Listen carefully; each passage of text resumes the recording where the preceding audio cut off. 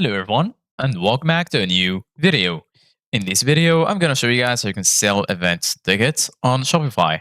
So if you guys want to learn how to do it, just follow the steps that I'm going to show you. As you can see guys, I am right now on my Shopify dashboard, and this is how the homepage looks like. So right here in the left side of your screen, as you can see guys, you're going to find all of the sections. Here you're going to find the home section, orders, products. You're going to find customers, content, analytics, and marketing and discounts. Here under sales channels, you're going to find online store and also point of sale. And lastly here, you're going to find your applications.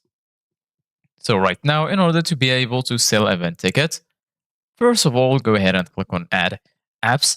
And then right here, go to the bottom. You're going to find get more recommendations in the Shopify App Store. Go ahead and click on Shopify App Store. And then you're going to be redirected to the App Store's page. Once you're here in this page, just go to the top. Go ahead and click on the search bar. And then search for event ticket. After that, go ahead and hit enter. And then as you can see guys right here, you're going to find all of these results for your search. Go ahead and search or choose the application that you like. For example, I'm going to choose this one, events and tickets. So once you click on the application, you're going to be here in the apps page. Once here, just click on install. You're going to find this right here. As you can see guys, in my case, I already have the application installed. That's why I have open. So I'm going to click right now on open. So once you install it, you're going to find it here in your navigation bar. You can pin it if you want.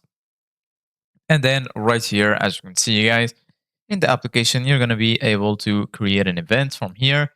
Just click on create an event. And then as you can see guys right here, you can schedule your events from here. Here you're going to find the option to add your event name and so on. So this is it guys for today's video. Thank you guys for watching. See you guys in the next video.